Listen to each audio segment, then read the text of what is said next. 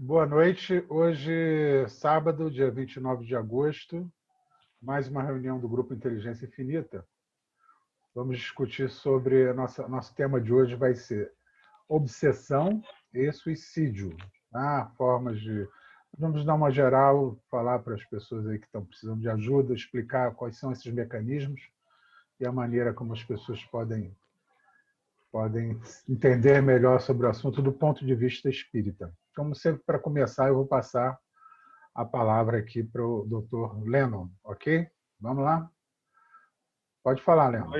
Boa noite, amigos aqui do Inteligência Infinita, Luciano, Fernando, Amélia, Ricardo, Luiz Dias. Nós vamos falar hoje sobre suicídio, sobre obsessão, que dentro da ótica espírita são duas situações muito ligadas. O suicídio, ele é uma campanha mundial agora no mês de setembro, que é o mês amarelo de prevenção do suicídio. Ele é, entre jovens, a segunda maior causa de morte. Só perde para acidentes de trânsito. Então, se especula que 800 mil pessoas morrem todo ano. E a cada 40 segundos, e ele ataca e aparece mais de países pobres do que ricos, ao contrário. Leno, só chatinho, Leno, por favor. Débora, diminui seu microfone aí, que o Leno já começou a falar. Vai lá, falou, obrigado. Vamos lá, Leno, desculpa, continua então.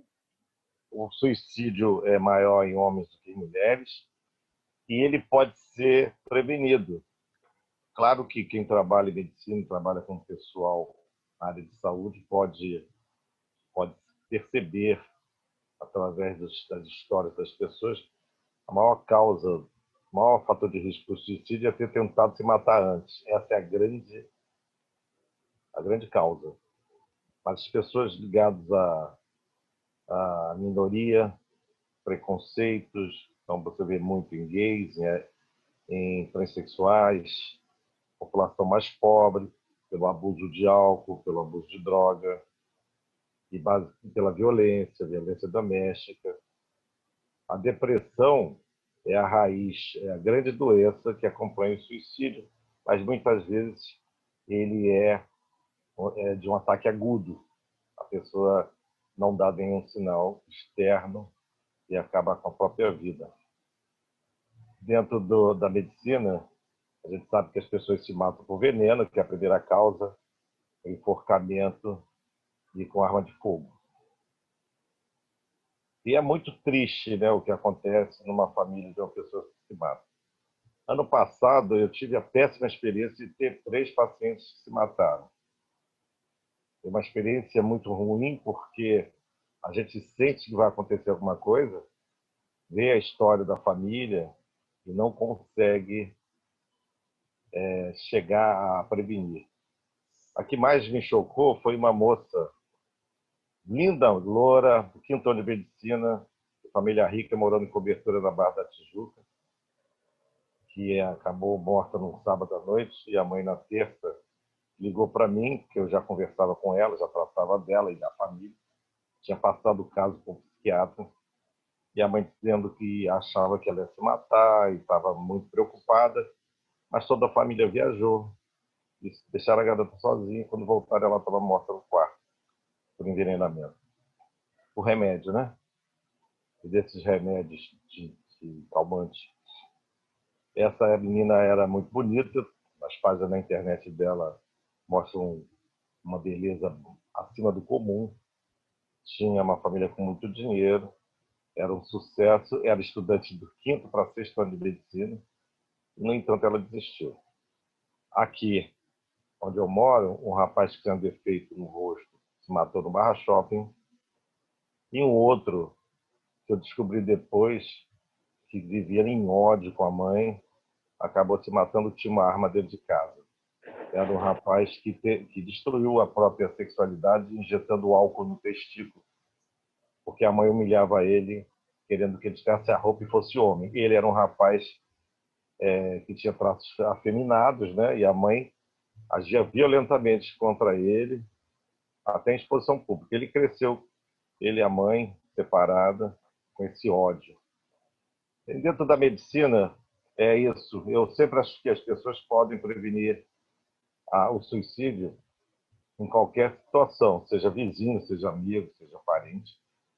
Dentro da visão espírita, existe a famosa obsessão. Essa obsessão, que são nossos inimigos espirituais, que se aproveitam do espaço da nossa fraqueza, nossos vícios, e interagem com a gente, fazendo com que a gente faça coisas que a gente não faria normalmente. Existem vários livros, né? Ivone Pereira tem o livro mais famoso do Espiritismo, sobre suicídio, A Memória de um Suicida, que fala do sofrimento das pessoas desencarnadas depois de se matar. A Federação Espírita bota bem na capa do seu folheto contra o Espiritismo um informe. A vida continua depois da morte. Suicídio não é solução. Procure ajuda. Então, como nós estamos entrando no Setembro Amarelo, vamos falar para as pessoas que estão nos escutando, vou falar entre a gente aqui, sobre quando a gente esteve tão desesperado que pensou em se matar, se é que algum de nós aqui passou por isso. Quando você sentiu que alguma pessoa do seu lado poderia se matar, e qual é a possibilidade da gente, só na palavra, intervir, prevenir o suicídio. Eu sempre fiz palestras na Casa do Caminho e a gente teve uma sede na Barra, em frente à Barra Shopping. O Círio me pedia para falar e eu, normalmente, era uma coisa improvisada. Ele dava um tempo e eu começava a falar. Uma noite de terça-feira, eu cheguei para falar uma coisa e na hora falei outra. Eu falei exatamente sobre suicídio, sobre o sofrimento do espírito quando se mata, sobre a perpetuação do sofrimento. E estava muita gente na sala, muita gente era na sede da Patrimóvel, e eu falei coisas que eu não pensava em falar e não estava nem preparado. Mas falei o tema suicídio. No final da reunião, isso era 10h30 da noite, uma senhorinha me puxou pelo braço quando ele estava saindo e falou assim: doutor, foi muito bom vir aqui hoje, porque hoje eu ia me matar. Está aqui a minha carta de despedida. E ela tirou da bolsa uma carta. Você veja como a gente tem interferência espiritual. Eu falei um assunto que não iria falar, ela talvez fosse lá para pedir perdão pelo próprio suicídio, ou fosse lá para se convencer a não fazer. Ela estava com problemas com a família, com os filhos, e ela ia se matar. Aquela sessão foi toda dirigida para essa pessoa. Eu entendo assim, né? A gente fala, a gente dá palestra, mas aquilo serve exatamente para uma pessoa. Nesse dia, essa moça não se matou. E ela passou a frequentar a casa do Caminho quando a gente tinha sede na Barra da Tijuca.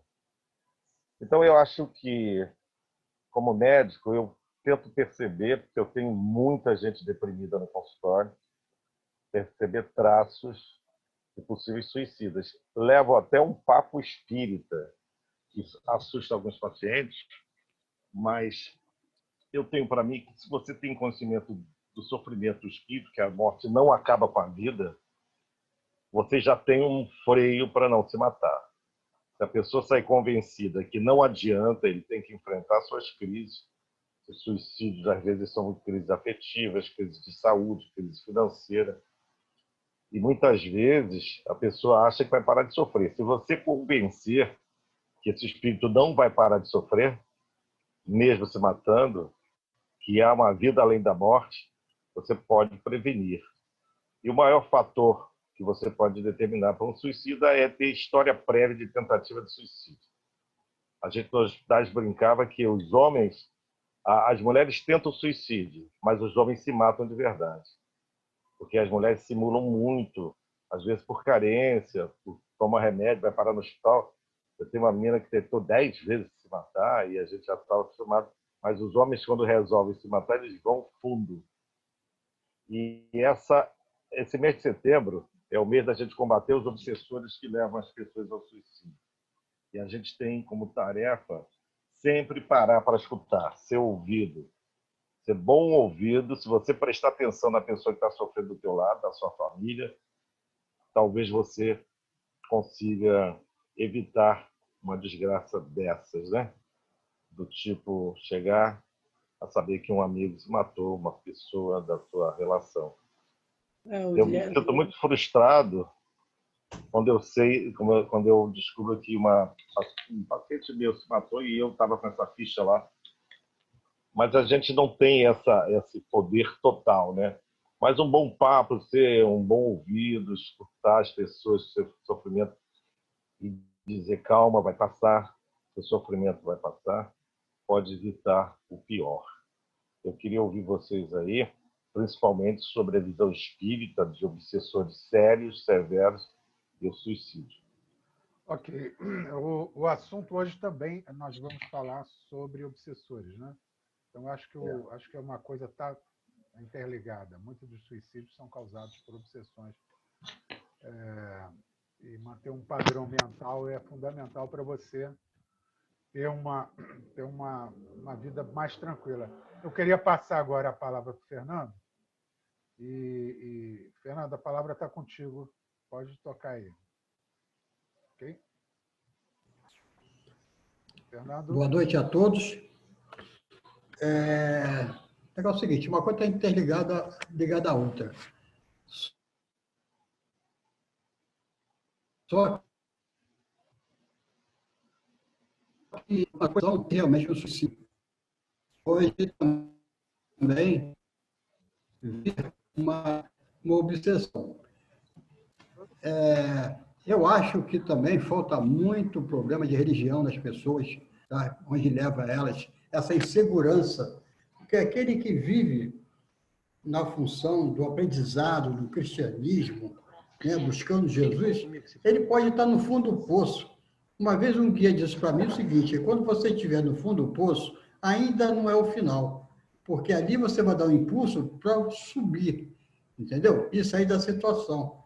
Mas é uma coisa certa. Então, as pessoas, quando elas perdem alguma coisa, que acham que nunca mais vão recuperar, elas pegam, a primeira coisa que elas fazem, suicidar, que não vai resolver. É uma coisa lastimável o suicídio para o espírito, que vai cair direto no umbral, mas daquele dá pesada realmente. Ali, para ele sair daquela situação, pode levar muitos anos, mas muitos anos. E ainda, na próxima reencarnação, ele virá com a mesma deformidade que causou ele numa queda, um caso assim. Agora, o suicídio tem ele direto e tem ele indireto, né? As pessoas, através dos seus vícios também, sabendo que estão se matando, ou aquele que corre muito, é imprudente com o seu carro, isso também é um suicídio também, né? Suicídio não é só aquele que se joga no pão de açúcar, e sim aqueles que fazem as coisas com imprudência, no caso. Você pode beber, pode ter seus vícios, mas tudo socialmente, né? Tem pessoas que exageram, é pé na jaca, né? Com o tempo, ele acaba com o fígado dele e outros órgãos e acaba morrendo daquela situação. Isso também é o chamado suicídio indireto. É isso que eu tenho para falar no momento. Vou passar para outro. Ok, por favor. Amélia, dá continuidade então, Amélia. A palavra está contigo. Eu gostaria que você habilitasse seu microfone. Isso aí. Beleza. Ok. Pode falar, Amélia. Eu desliguei o microfone porque bom. tem horas que fica falhando muito. Tá me ouvindo bem, né? Estamos sim. Pode falar. Tá dando para me ouvir? Só sim, pode falar. Então, as pessoas acho que esquecem um pouquinho, perdem um pouquinho do endereço de Deus, né? Diante dos seus problemas, das suas dificuldades.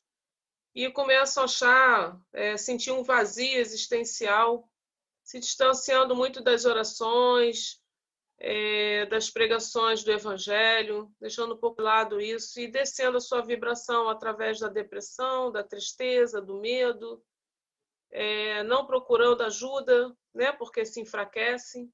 É onde os espíritos das trevas, né? Os espíritos que não são iluminados, acabam abraçando essa pessoa e guiando a sua mente, né? Por um caminho até chegar o momento do suicídio, porque se ela se fecha naquele seu mundo, ela dá a oportunidade desses espíritos atrasados dominar a sua mente. Então, eu acho que as pessoas têm que procurar um equilíbrio maior. Fugindo um pouquinho do assunto, até porque o Fernando já falou, senão ficaria muito repetitivo, o Leno também já comentou, né? Como eu comentei disso aqui agora, descendo a nossa vibração, a gente sabe que a gente se distancia um pouco de Deus, entendendo que muitas das vezes que a pessoa comete um suicídio, ela às vezes sofre uma influência de alguns espíritos e sofre influência, às vezes, de alguém que está do seu lado, que não lhe apoia, né? Até chegar a dar um tiro na cabeça ou coisas parecidas. Então, quando chegam a reencarnar depois, mais à frente, que para poder continuar dando seguimento da sua vida interrompida, essa pessoa ela vem até com, às vezes, um problema, uma paralisia cerebral. Ela vem com uma paralisia cerebral, com algum retardo qualquer, né, devido àquela sequela que ficou impregnada ao seu perispírito na vida anterior. E quando a gente vê, às vezes, pai e mãe que estão ali, né, prestando a sua caridade por aquele filho que nasceu com uma paralisia cerebral, por exemplo, né, que poderá ser outro tipo de doença. Aquele pai e aquela mãe, em vidas passadas, eles tiveram uma contribuição. Então, ali, hoje, cuidando daquele ser que tanto sofre, né? Que a gente olha assim, nossa, é um pai e uma mãe, faz tudo por esse filho. Mas em vidas passadas, houve alguma contribuição para o seu desencarne. Então, a gente tem que pensar por isso também, essas pessoas, essas famílias que às vezes recebem um filho, né, com uma deficiência qualquer, e tem o pai e a mãe que sofrem muito, né? Mas nem imaginam, né? Quem não for da parte de Kardec, acreditar em vidas passadas, nem imaginam lá atrás o que fizeram para contribuir com que aquele filho agora viesse assim e que eles mesmos teriam que tratar os seus próprios erros. Então, assim, é um assunto que, se você for ver, é uma gama, né, de itens que você pode discutir perante o suicídio.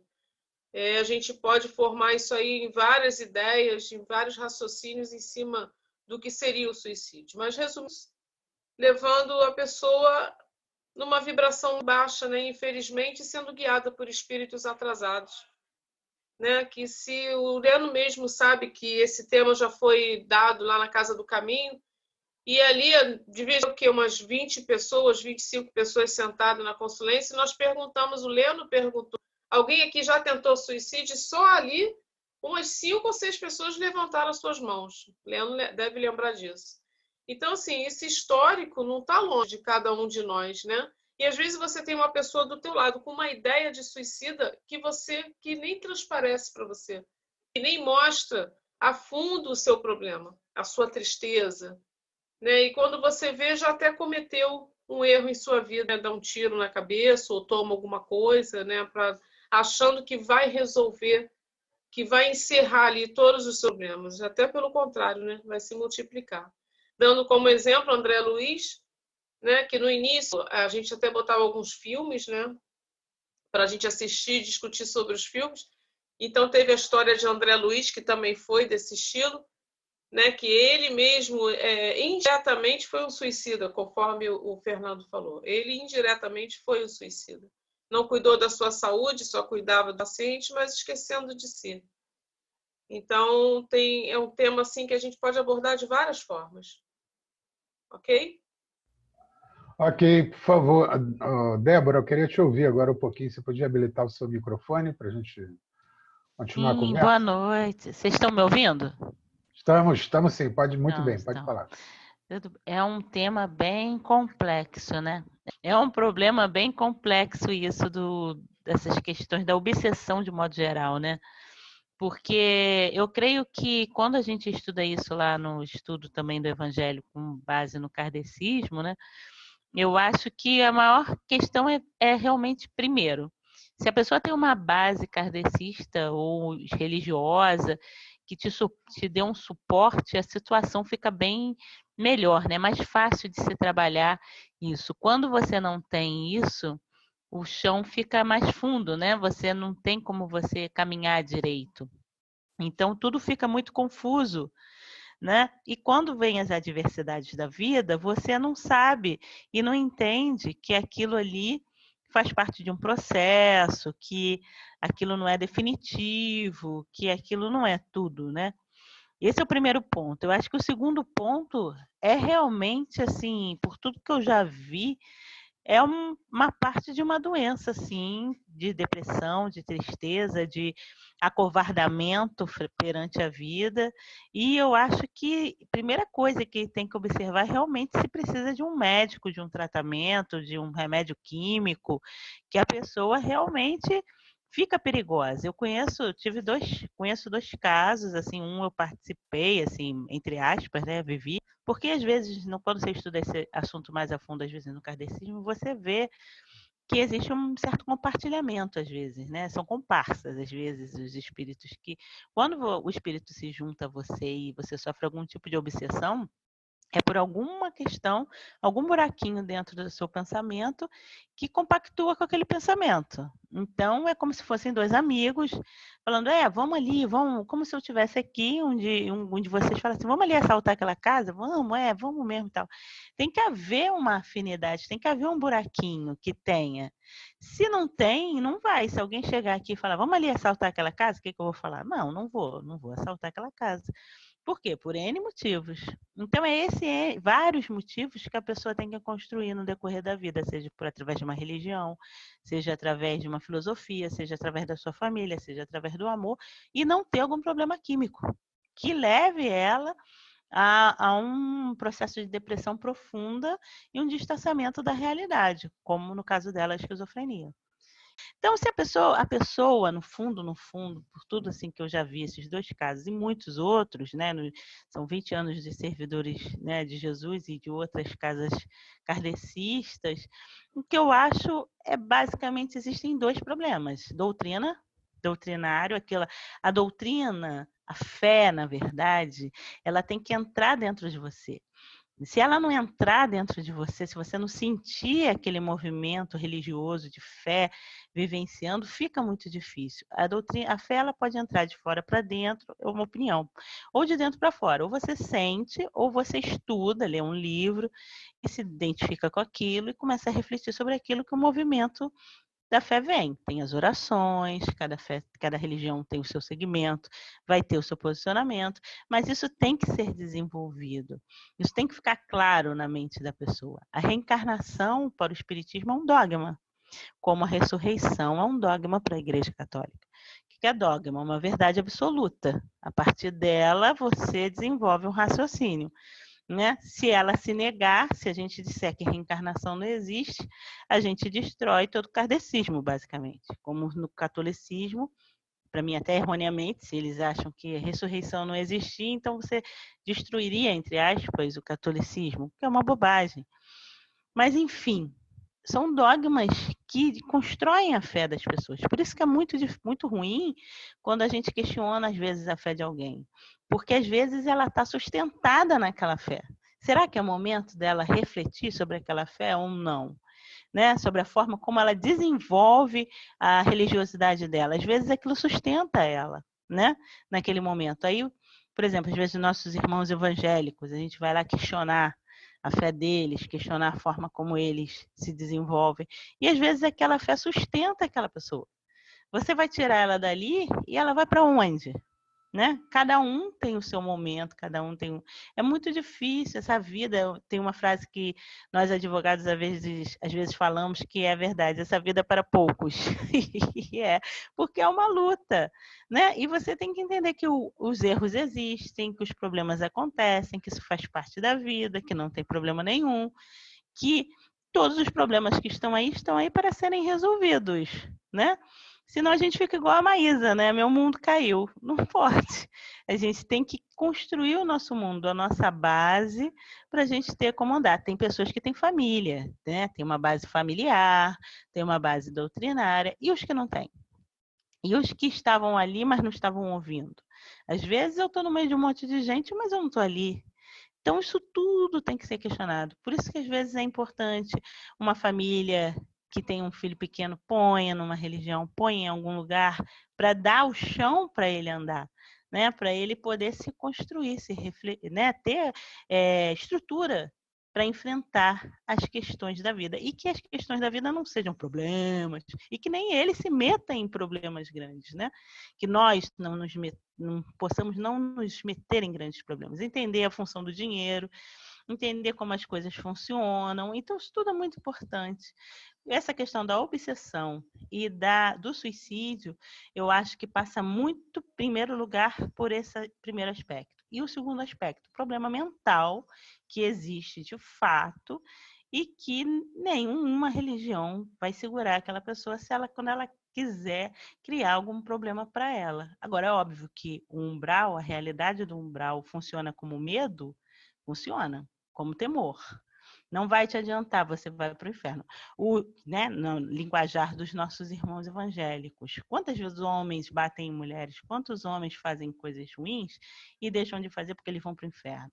Você conversa com um cara que está na penitenciária lá, meu filho, não faça isso, papapá. Entrar por um ouvido vai sair pelo outro. Mas se eu falar para ele assim, você vai para o inferno, Deus não quer isso, criar o Deus do temor, talvez funcione. E o umbral, o inferno e todas as suas derivações servem muito para isso, sim. Cada pessoa está no seu momento, na sua circunstância.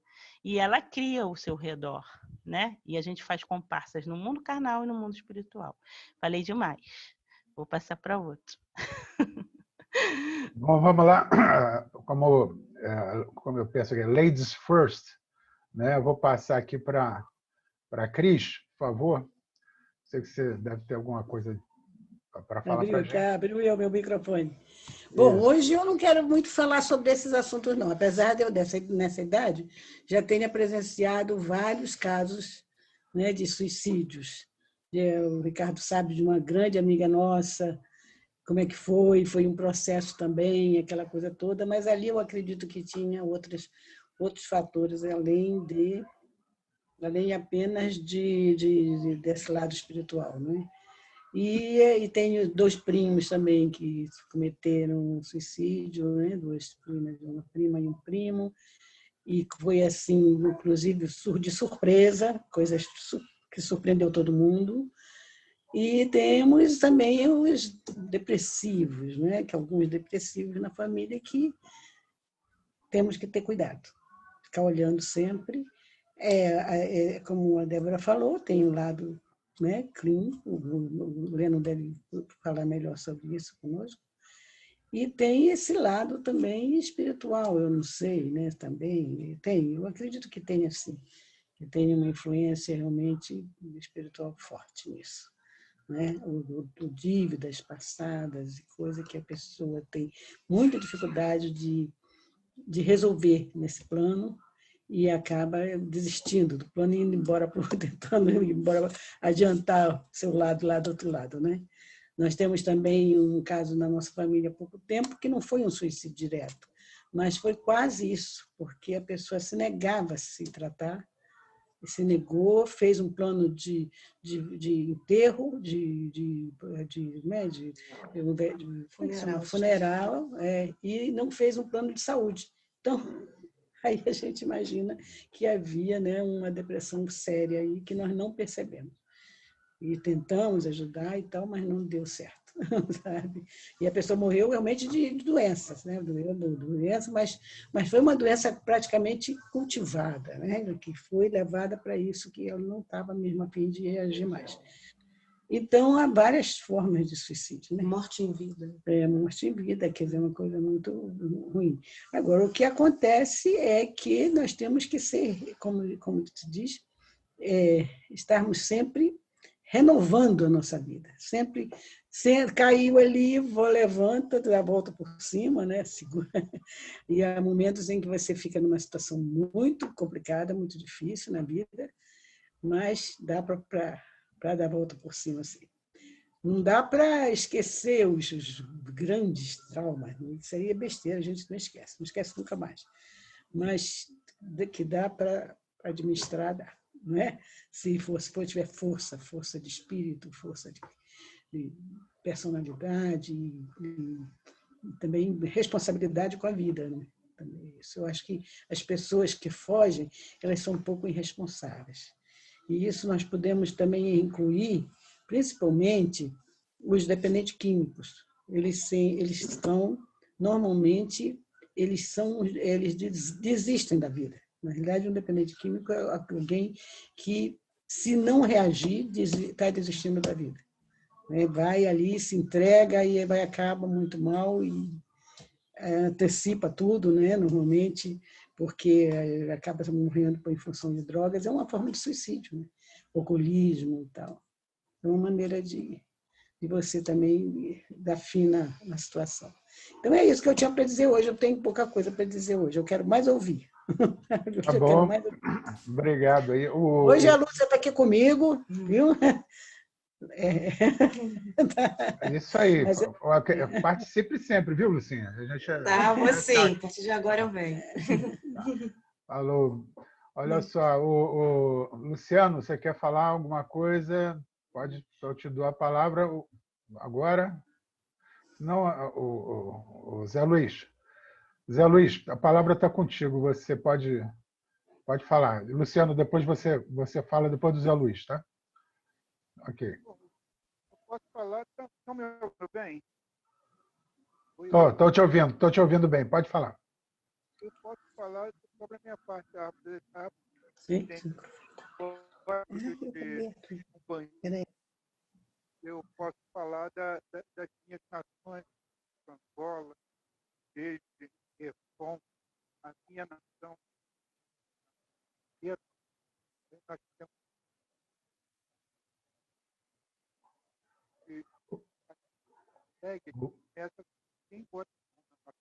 Zé Luiz, eu queria te interromper, que seu microfone está muito ruim. Talvez, não sei se é a conexão que você tem, mas tenta aí, tenta falar, vê se vai melhorar. Vai, fala aí.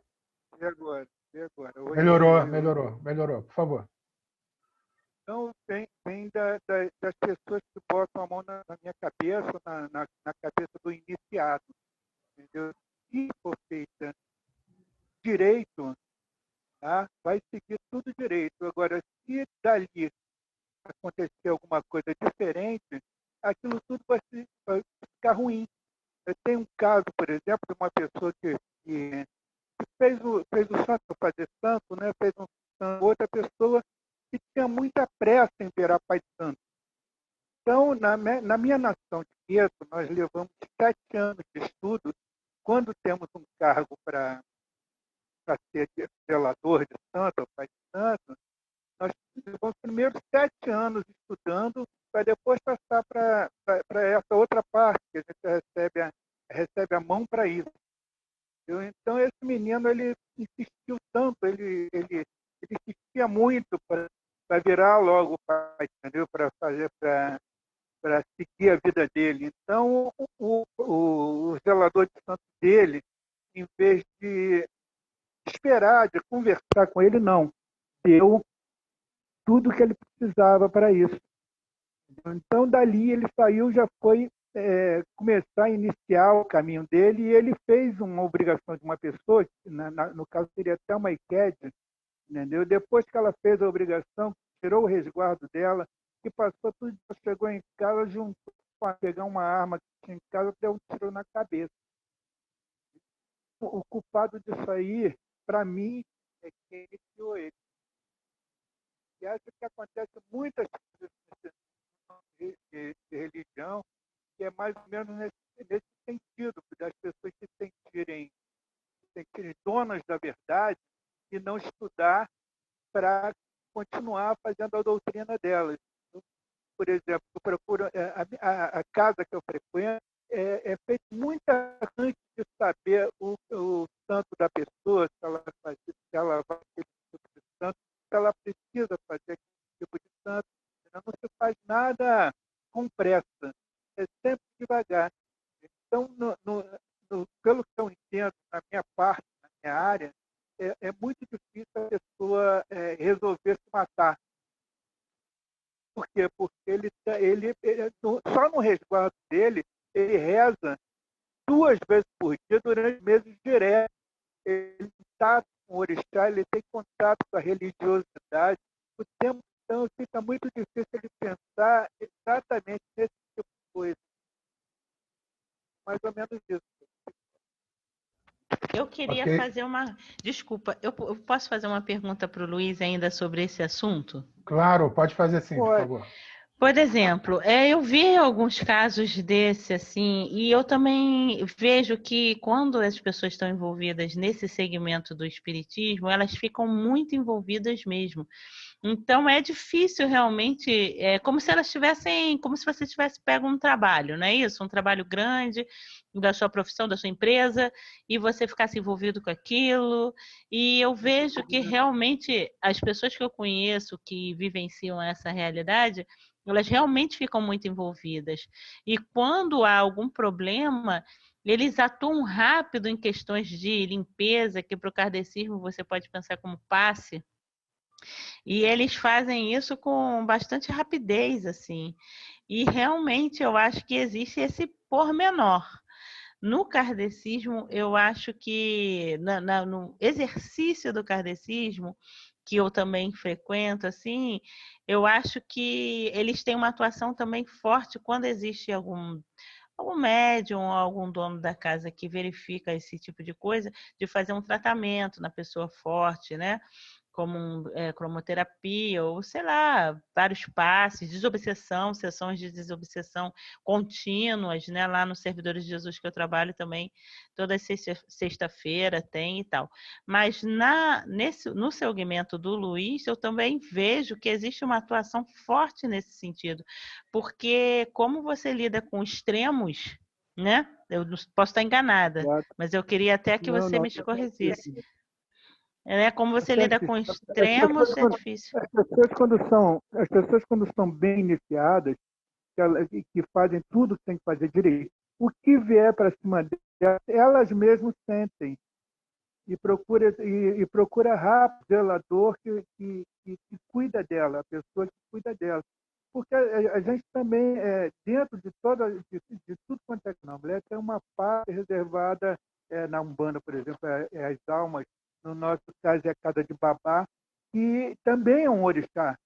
E depois que nós cufamos, né, que nós morremos, né, nós temos outra área para seguir, continuamos conversando com os nossos, com os nossos vivos, né, que estão vivos. Antepassados, né? Para fazer qualquer coisa, uma pessoa que está viva, a gente avisa, a gente conversa com os mortos para falar com ele o que vai fazer e que não vai fazer mal. Tudo que vai fazer, nós damos satisfação às pessoas que já estão lá no outro lado, justamente para que eles possam ajudar, justamente para proteger e não participar do que nós estamos fazendo. Vai saber exatamente. Então, é o resto também que tem a ele. São vários tipos de comunicação que existem em vários tipos de segmentos de religião, das religiões, né? E eu acho que todas são importantes. Se a pessoa está envolvida naquele momento da fase da vida dela, naquele segmento ali, algum motivo tem. E se ela tem uma fé que seja exercida de forma plena, ela vai conseguir exatamente, entre aspas, aí, né, a proteção, né, do desenvolvimento. Se o problema não for psíquico, né? Porque se ele for psíquico mesmo de doença, aí é caso de médico mesmo. Mas se for só proteção...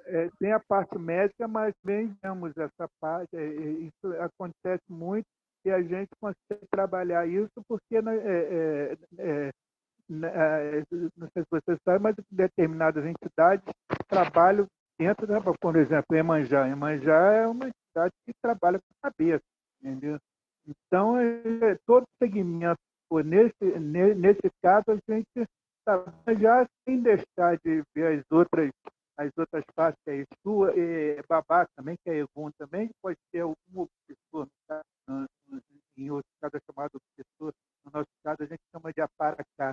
São pessoas, são espíritos que ainda estão sem luz, mas estão sendo trabalhados. Entendeu? Então, também pode acontecer essas coisas. Por isso que a gente também está em comunicação. Nós temos uma casa na Bahia chamada Amorê, que só cuida disso. Deus só cuida de há essa comunicação. Ok, ok, por favor. Quer incluir mais alguma coisa para a gente? Pode falar, desculpa, eu te interrompi. Fala, Pode falar. Luciano. Não, Eu ia eu só estou perguntando se está explicadinho. Pode falar. Eu só perguntei se está explicadinho Débora. Tá bem explicado, eu entendi perfeitamente. E acho que a proteção e você cuidar em qualquer religião é isso, né? No kardecismo nós temos o orar e vigiar, ou para a gente lá no servidor, o vigiar e orar, né? É doutrina de cada um. Mas tem que seguir, não adianta a pessoa dizer que eu frequento isso, eu frequento aquilo, mas não cumpre as doutrinas daquilo. Exatamente, não Tá lá. segue os dogmas de cada segmento. O próprio nascimento da Umbanda em Niterói passou por uma situação bem parecida, né? O cara, ele começou a incorporar e tal, e foi parar na Federação Espírita e chegou lá, eles disseram que não podia ser daquela forma e foi toda uma questão. Então, são questões dos espíritos, né? Eles vão se manifestando de várias formas e Deus é que sabe, né, de todas as coisas. Cada um está onde tem que estar, né? Talvez. Até no livro dos Espíritos, no Evangelho fala isso. Temos que respeitar. E o ecumenismo é isso. É o que nos une, né? E não o que nos separa. Isso é muito importante, né? Mas muito obrigado, Luiz. Banda, né? No caso, era para eu estar, que eu sou filho de um bandista. E, de repente, minha vida passou para o candomblé de uma hora para outra. Eu fiz em plena. Vamos seguindo, né? Ok, vamos lá. Por favor, Luciano, a palavra está contigo, tá? Vamos ver os jovens. Pode falar. Bem, pessoal, eu ouvi muitas questões sobre obsessão, suicídio. Eu estava ansioso para falar aqui, já que na semana passada eu falei muito pouco, mas muito pouco mesmo. E aí eu aproveitei para dar alguma pesquisada antes de nós entrarmos na gravação. E aí, sobre obsessão, o que eu posso falar? Obsessão é nada mais nada menos do que o apego exagerado a um sentimento ou uma ideia ilógica, ou seja, emotiva, seja ela direta ou indiretamente, né? Também eu vou falar um pouco mais à frente sobre uma palavra que a Débora ela mencionou aqui, que é o amor, né? É muito importante. Então, antes de falar sobre amor, né, eu vou falar antes sobre a desobsessão, né? Que como é que é feito a desobsessão? Como é que você faz esse trabalho, seja ele uma desobsessão material ou então uma desobsessão espiritual, do espírito encarnado e desencarnado? É um tratamento, segundo a doutrina espírita, das pessoas que estejam sofrendo de prejudicial interferência por espíritos, encarnados ou desencarnados. Espíritos como nós acabam praticando mal, seja direto ou indiretamente, todos possuem capacidade de recuperação. E quando eu falo todos, são todos mesmo. E, obviamente, tem até alguns estudos, né? E tem um livro que eu não vou me lembrar o título agora, mas fala que as pessoas que fazem o mal, elas passam por várias reencarnações até chegarem num estado de evolução muito grande, né? Não sei qual é o livro, mas tem uma pesquisa falando sobre essa questão de várias encarnações até a evolução espiritual para encarnar o ser humano. A desobsessão trata a vítima e o obsessor. Espíritos inferiores que influenciam alguém a praticar o mal, enviando pensamentos negativos. E mais, né? Quem não controla os pensamentos e atitudes abalam, acaba, né, se dando mal. E por quê? porque aqueles que têm pensamentos maléficos necessitam, né, ou necessita de educação moral, e isso que é importante. Toda e qualquer educação moral, ela reflete tanto no mundo físico quanto no mundo espiritual, e é muito importante. E aprimorar os sentimentos, né, ter um ponto de equilíbrio para que obsessores não retornem. Isso é muito importante, né? E aí, entre o obsediado, né, perdão, e o obsessor, os dois precisam de ajuda espiritual, corações sinceras e com amor, que ajudam muito.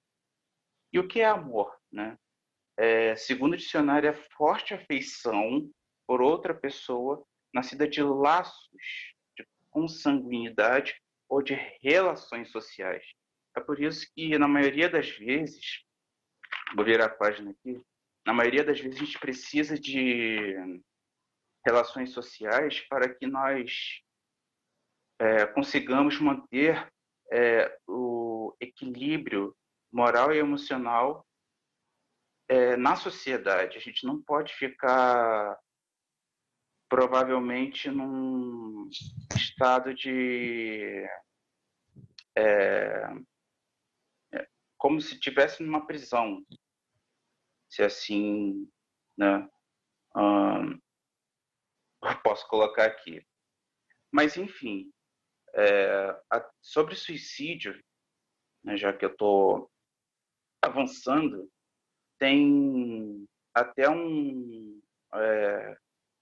atrelado em filmes, séries e até em novelas, né?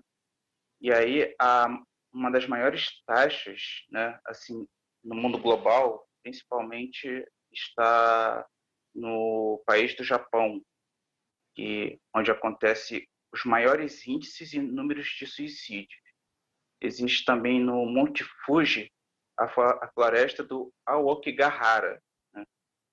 E muito tempo atrás existia dois tipos de suicídios. Existia o harakiri, né, que era uma espécie, né, uma forma de protesto.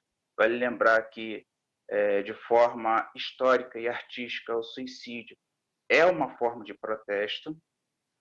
A gente teve, infelizmente, ainda nesse ano, um caso do ator Flávio Migliaccio, e também tivemos, né, nas guerras mundiais, né, principalmente na Segunda Guerra Mundial, eu destaco aqui os kamikazes, né, que destruíram a base dos Estados Unidos, que era Pearl Harbor. Enfim, sobre todas essas questões, né, eu queria mostrar até as estatísticas, mas eu vou mostrar mais nos bastidores, porque se eu começar a falar demais aqui, vai continuar mais do que longo. Mas é muito complicado, além do tema ser complicado, ele é muito interessante e é complexo, porque envolve também espiritualmente vidas passadas. Ou seja, se você pertence a uma família e aí aquela família desencarnou por algum motivo, né? Então, seja envolvendo causas materiais, causas espirituais ou envolvendo guerras, e pode existir também guerras entre famílias, a partir do momento que você coloca esse tipo de questão em xeque, aí essas famílias que desencarnaram, elas reencarnam para o mundo espiritual fazerem as pazes, entre aspas. Então, em resumo, acho que a obsessão ela é um fruto também fazendo uma ponte do suicídio, porque quando você está com um espírito obsessor no seu lado, mas você não consegue enxergar olho nu, aí fica bem mais que complicado. Também Se esqueci de falar alguma coisa, né, talvez eu fale mais sobre essas questões. Mas, por enquanto, né, é isso. Né? Talvez eu fale mais e é só isso. Ok, ok, obrigado aí, Luciano. Muito bom. Ricardo, Pode falar, Léo. deixa eu falar com o pessoal aqui. Vocês sabem que número é 188? Centro da Valorização da Vida. É isso aí. 188 é o telefone para as pessoas que estão desanimadas com a vida ligarem ao CVV. A gente já espalhou isso na Casa do Caminho muitos anos atrás, porque eu fiz uma campanha forte para que... O CVV é feito por voluntários de vários pensamentos, né? A gente pensa que o estudo do Espiritismo nos protege, mas quando eu cheguei na Casa da Mãe Pobre, que é um asilo que a gente faz muitas reuniões há muitos anos, fui recebido por uma diretora, e essa diretora da Casa da Mãe Pobre era uma idosa, renal, que acabou se matando. Era do grupo Leon Denis. Ora, se você for ler Ivone Pereira, Memória do Suicida, existe o espírito de um escritor português, Castelo Branco, que diz que depois nada se compara ao sofrimento de um suicida. Nenhuma dor nessa terra se compara ao sofrimento de um suicida. Chico Xavier comentou várias vezes que um espírito suicida leva 200 anos para se refazer. Em Memórias de Suicida, a Ivone Pereira, que foi uma médium que não tinha centro, não frequentava centro espírita, ela resolve e mostra, através do depoimento dos espíritos suicidas, e aquele que lê, eu quero até botar depois dessa sessão aqui, dessa reunião, alguma bibliografia, como Richard Simonetti, que tudo sobre suicídio, tudo que você precisa saber sobre suicídio, assustando mesmo o suicídio. É claro que a gente tem casos e casos. O suicídio de Getúlio Vargas não pode ser comparado a uma garota que se mata porque o namorado brigou com ela. Todos os casos são diferentes. Mas eu não considero nenhum suicida uma pessoa saudável, pelo menos naquele momento do suicídio, né? Porque não é fácil você pensar em tirar a própria vida. Como o Luciano falou, é como se fugir da prisão.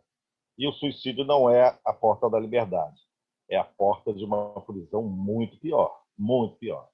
Então, se a gente conseguir passar, como a Amélia falou, dentro de uma casa espírita, só tem gente problemática. Ninguém vai para o espiritismo para poder aprender espiritismo.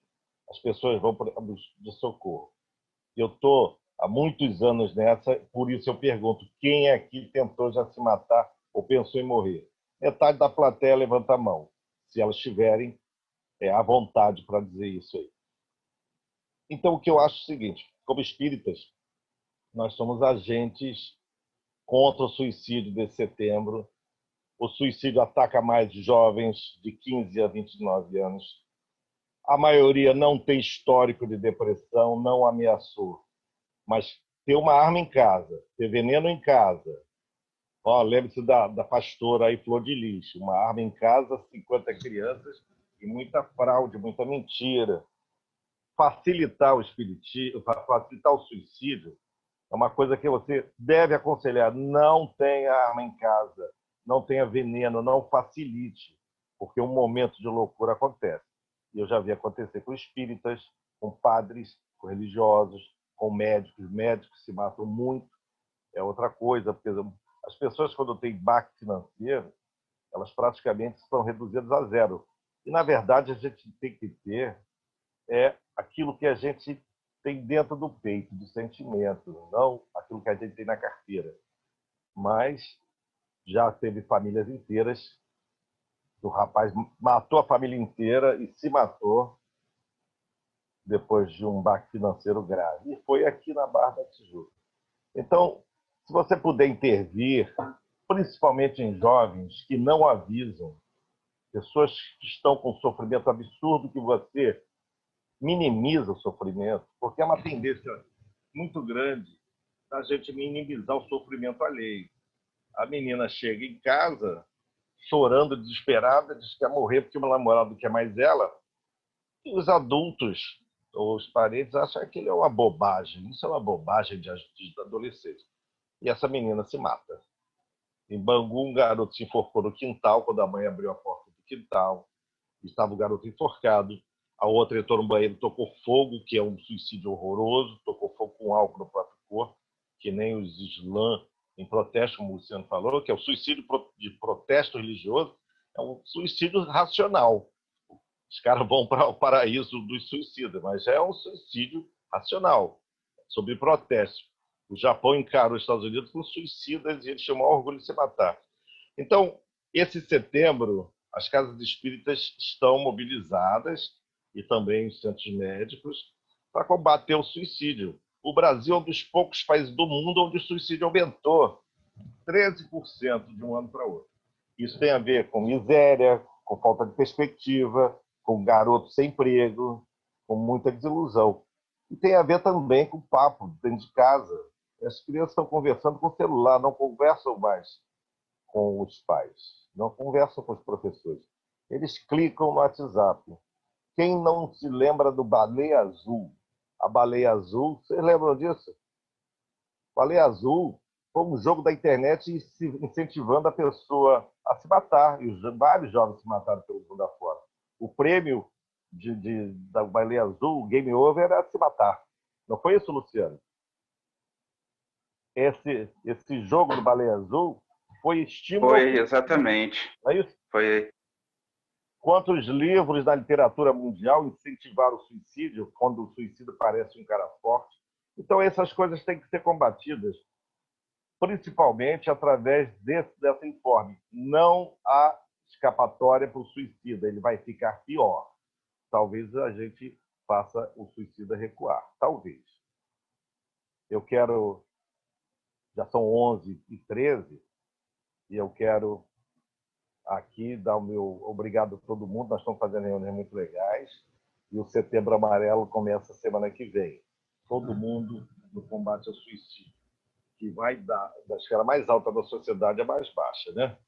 Mas nós estamos num país que está se aumentando o suicídio, segunda causa de morte de jovens do Brasil. Acho que vai ser primeiro se o pessoal continuar como está. Vamos intervir, vamos dar uma palavra de apoio e, principalmente, abraçar essas pessoas que estão sofrendo. Eu tenho muito medo de quem está sofrendo por pouca coisa, porque essa pessoa ela é passível de cometer um suicídio. Então, briga conjugal, briga com o namorado, coisas que para a gente parece pequena. Minha filha, lá na frente vai aprender que esse cara era um... Não, esses são os maiores. Eu trabalhei em pronto-socorro muitos anos, e o que eu mais vi de tentativa de suicídio foi por causa de namorado. Então, namorar é perigoso, se apaixonar é perigoso, porque o rompimento pode levar você para o hospital. E quem mais mata as esposas? Os maridos. Casar também é perigoso. Então, alguém disse aí que viver é para profissional. Viver é complicado, e a gente tem que estar preparado para isso. E vamos agir como agentes do espiritismo e agentes de saúde em combate ao suicídio. Vai ser a primeira palestra que a gente vai fazer na Casa do Caminho. Esse vai ser o tema.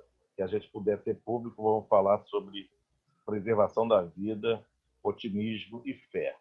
Mas não pense que espírita não se suicida. Já encontrei mais de um, o que me deixou muito chocado, porque eu pensei que isso não acontecia, né? Pensei que a pessoa estava curada. Mas no momento de tristeza grande, de angústia grande, essa coisa rola. E por que você acha que isso rola? Desculpa. Por que Rola você acha? Por que rola essa vontade de sumir, tudo bem, mas vontade de se matar? Assim... Eu acho que a pessoa tem um momento absoluto de ignorância. Ela esquece tudo que ela aprendeu, ela esquece os conceitos espirituais, ela acha que esquece que a vida continua, e o espírito acaba cometendo uma afronta contra a vida dele, porque negação é a negação. Você chega... O suicídio é uma grande fase de negação. E, às vezes, é punição, né? Mas quando você nega e a fé fica pequenininha, a fé vai diminuindo e o medo vai aumentando, a pessoa pode se matar para fugir, mesmo sabendo, pelo menos teoricamente. Porque, veja só, estudar o espiritismo não é entrar pelo espiritismo. Você tem que projetar isso, você tem que sentir isso. Eu tenho certeza que se você raciocinar, não vai se matar. Mas o suicida, ele não tem mais raciocínio, ele está com a cabeça no branco total. E aí Ele está afeta, irado? Leno, posso, fica muito pequena, né? Ele A está gente, irado. quando está sofrendo... posso nossa intervir? mente Posso passa- fazer uma intervenção? Pode, Cris? Leninho, eu queria fazer uma pergunta para você, meu filho. Por que tem famílias que têm 2 suicidas e outras famílias, no mesmo ramo da família, não tem nenhum? O que É isso, porque ele está muito ligado à doença, esse né? efeito familiar?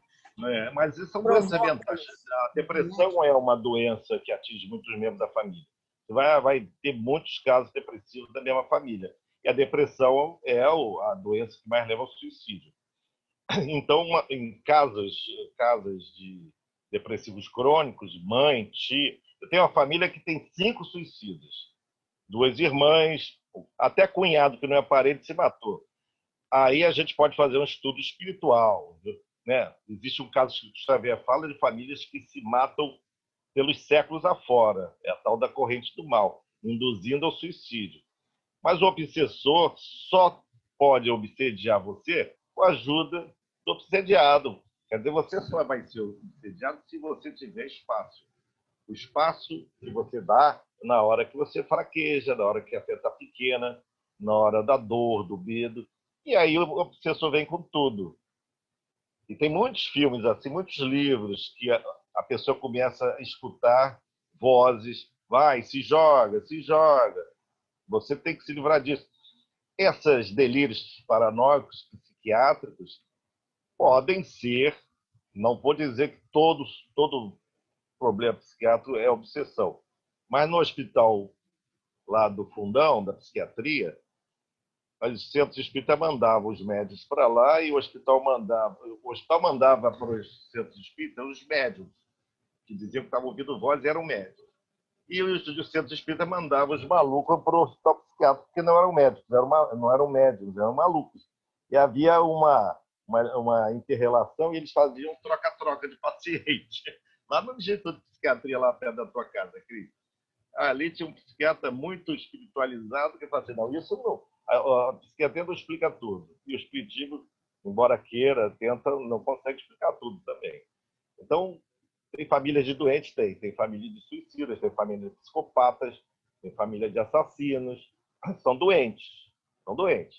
Mas quando você pega uma pessoa normal, adulta, dirigente de uma casa espírita e ela se mata, aí você tem que refletir, como aconteceu com a diretora lá do Leon Denis. Então, a gente não está completo. Nós somos seres incompletos. Todo dia a gente tem que enfrentar nossas dificuldades, mesmo. Se eu perguntar quem aqui já pensou em se matar alguma vez na vida, quando a gente pergunta isso, a pessoa volta lá atrás e vai aos sofrimentos graves, entendeu? Muita gente já pensou. Então, o estudo do espiritismo, ler Ivone Pereira, ler Ricardo Simonetti, ler Chico Xavier, as histórias dos espíritos suicidas são histórias terríveis, tenebrosas. Eu acho que a pessoa começa a se informar para poder se defender. Então, o espírita tem a obrigação de estudar. A gente não está aqui para convencer ninguém. Mas o estudo faz a pessoa entender a razão do sofrimento. E Leon Denis tão bem explicou no seu livro.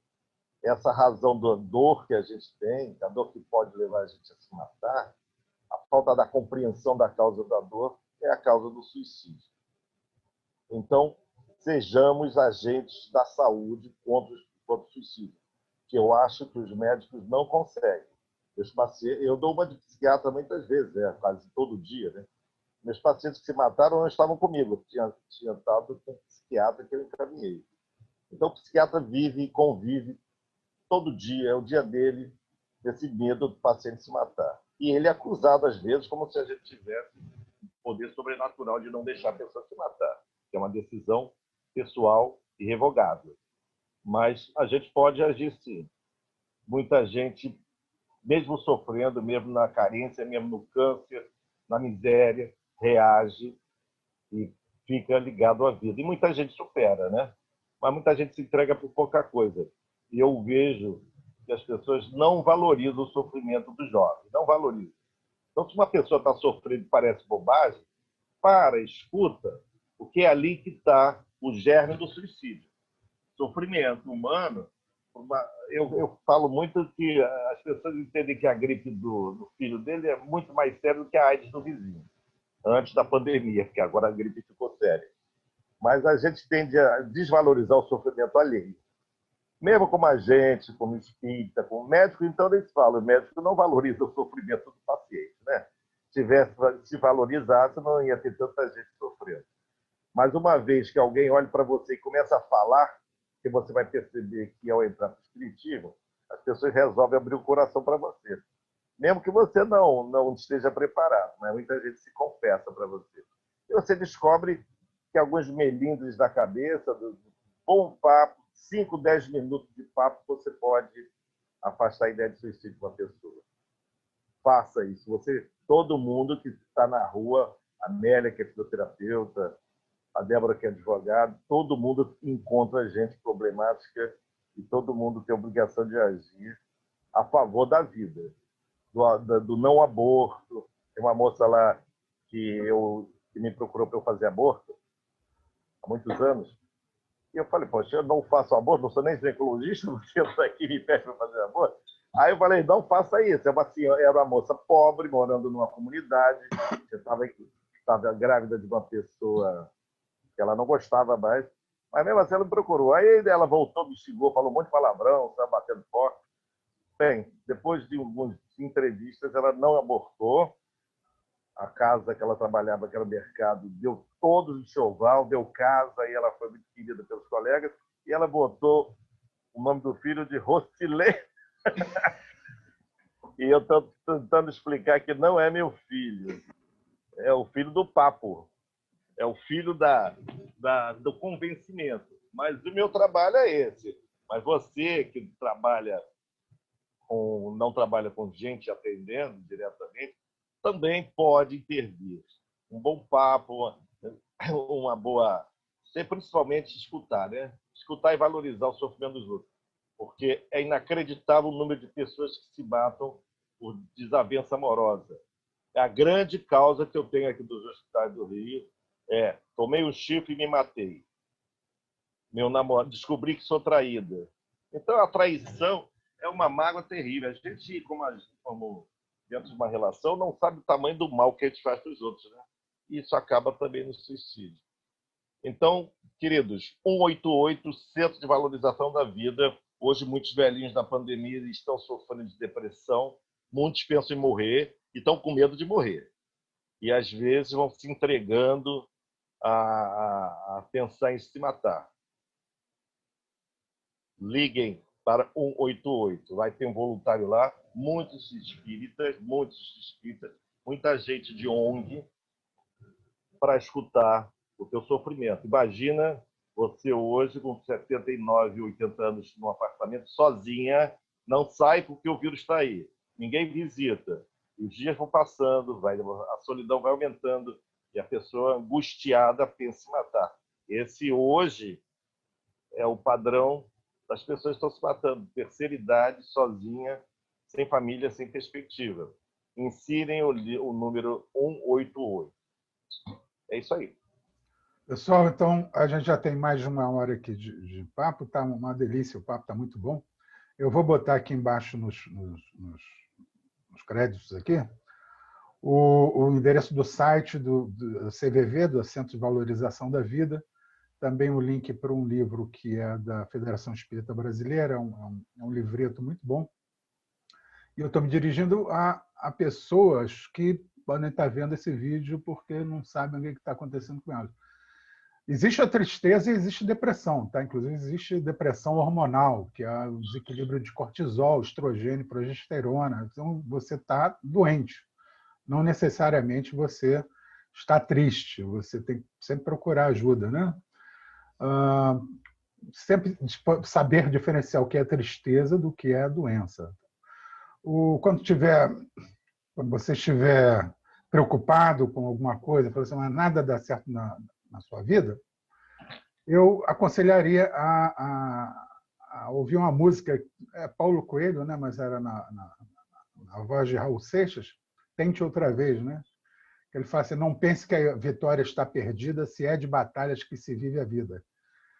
Então, antes de desistir, tem sempre uma última opção que você pode encontrar um novo caminho. Como dizia Chico Xavier, não dá para você voltar atrás e fazer um novo começo, né? Mas dá para você fazer um novo fim, né? Então, sempre tem solução, tá bom? Eu agradeço a todo mundo. Queria agora rapidamente passar para as pessoas irem se despedindo aqui. E semana que vem a gente vai ainda, depois, hoje mais tarde, a gente já vai discutir qual vai ser o assunto da semana que vem. Então vamos lá, Leno, pode se despedindo aí, eu vou passando um por um. Um abraço. Aí, Leno, Amélia, por favor, se despede aí. Ninguém quer se despedir hoje. Pessoal. Pronto, sou eu, vou me despedir. Deixo meu aporte aqui.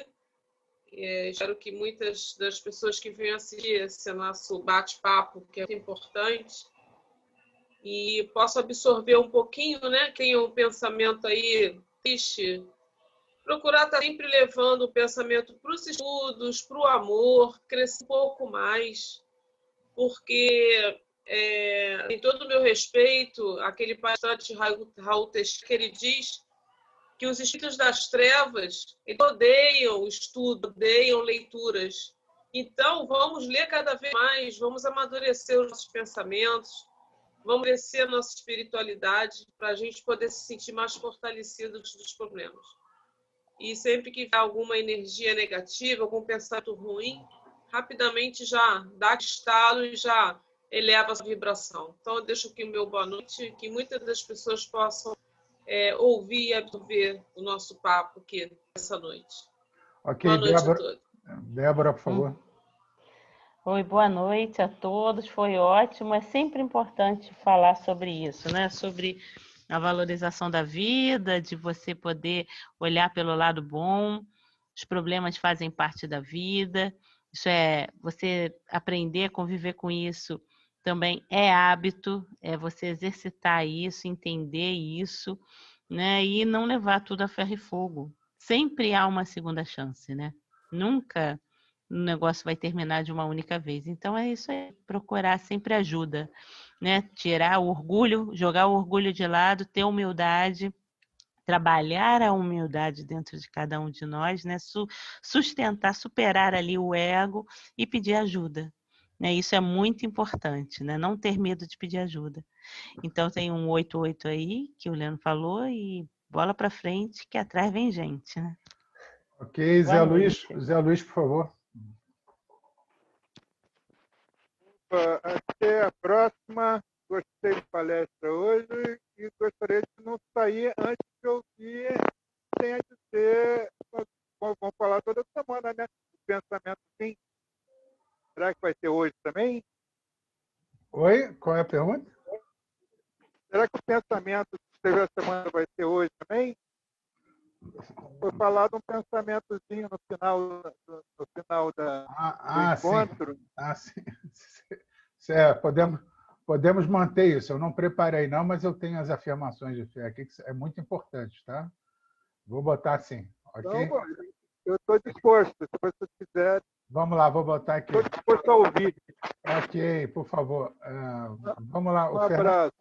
Abraço. Fernando, por favor. Está aberto, meu amigo. Estão escutando? Está me escutando? Tá.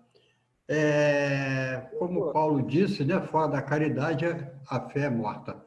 Essas pessoas que vão para a casa espírita, que ficam lá, dizendo que já passaram pelo suicídio, você vai ver o que é que elas fazem. Elas não fazem nada. Elas vão lá sentar esperando milagre. E esperar milagre não vai acontecer nada. Né? Então, as pessoas têm que começar a fazer a caridade, o amor ao próximo. Está ali para trabalhar. É como diz, soldado no quartel quer trabalho. Né?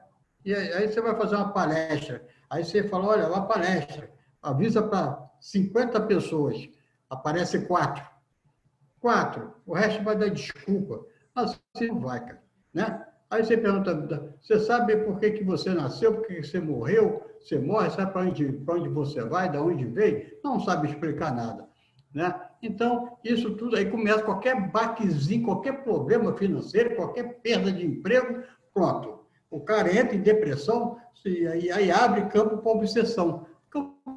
É questão de afinidade. Você está com o campo aberto, né? Então é isso aí. Uma boa noite para todos. Até sábado que vem. Ok, obrigado aí. Vamos lá, o Luciano, por favor. Bem, pessoal, eu quero agradecer a todos aqui e principalmente dar o meu recado, que é o seguinte: se você está pensando em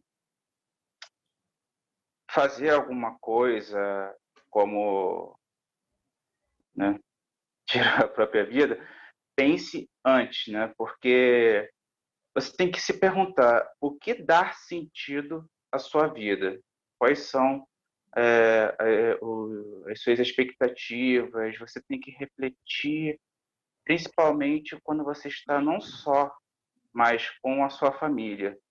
E isso que é importante. O importante não é o apoio familiar, é o apoio de outras pessoas para que você não cometa o pior, né?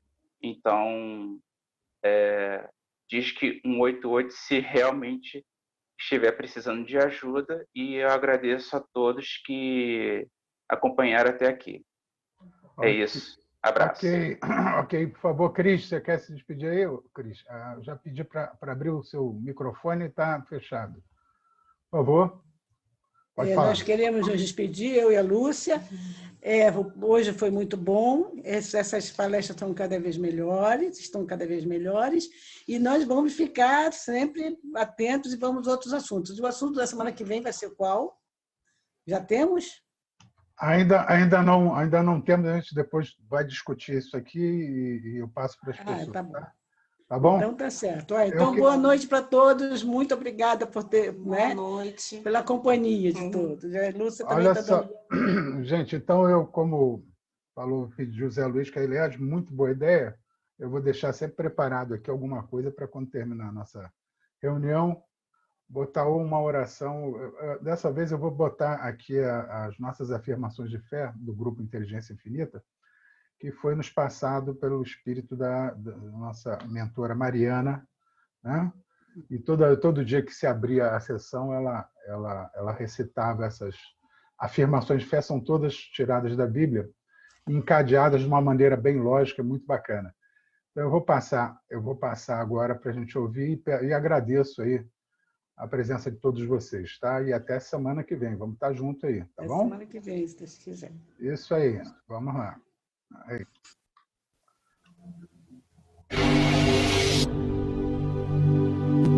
Deixe a paz. A minha paz vos dou. Não vou lá dou como a dá ao mundo. Não se turbe o vosso coração, nem se atemorize. Os impossíveis dos homens são possíveis para Deus. Renova-se dentro de mim, nesse instante, um espírito inabalável. Eu vim para que tenham vida e tenham-na em abundância. Vinde a mim todos os que estáis cansados e sobrecarregados, e eu vos aliviarei. Busquei o Senhor e Ele me acolheu. Livrou-me de todos os meus temores. Se Deus é por nós, quem será contra nós? Tudo posso fazer através de Cristo que me fortalece. Porque o reino de Deus está dentro de nós. Tu me guias com teu conselho e depois me recebes na glória. Este é o refrigério. Aprendi a viver contente em todo toda e qualquer situação. Porque em Cristo vivemos, nos movemos e existimos. Tu, Senhor, conservarás em perfeita paz aquele cujo espírito está em ti. Porque Deus não nos tem dado espírito de covardia, mas de poder, de amor e de moderação. Deus é o nosso refúgio e a nossa fortaleza, socorro bem presente nas tribulações. Confia teus cuidados ao Senhor e Ele te sustentará. Jamais permitirá que o justo seja abalado. O que atenta prudentemente para o ensino, achará o bem, e o que confia no Senhor, este é feliz.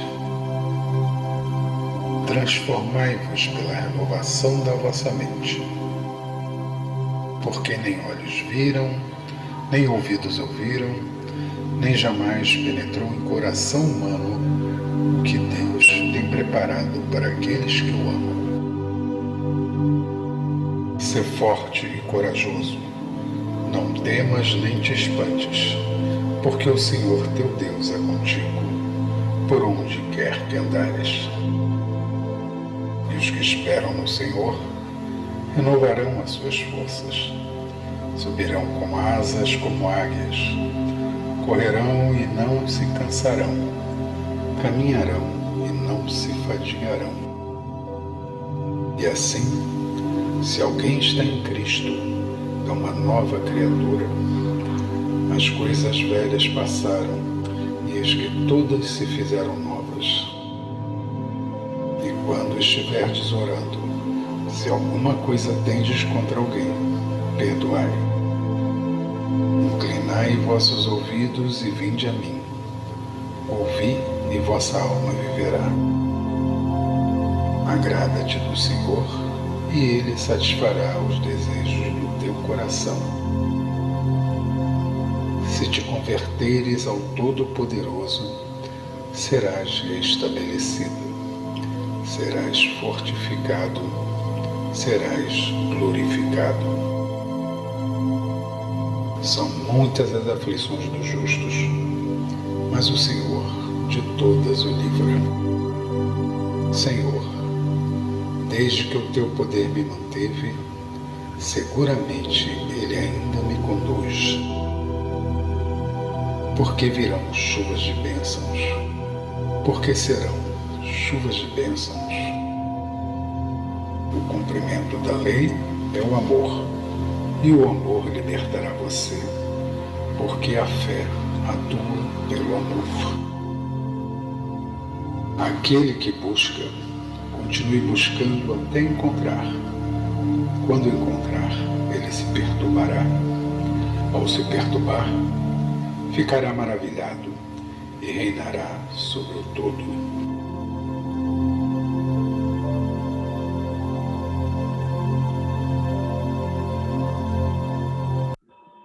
Isso aí, gente. Muito obrigado. Até semana que vem. Vamos nos encontrar, então. Muito obrigado.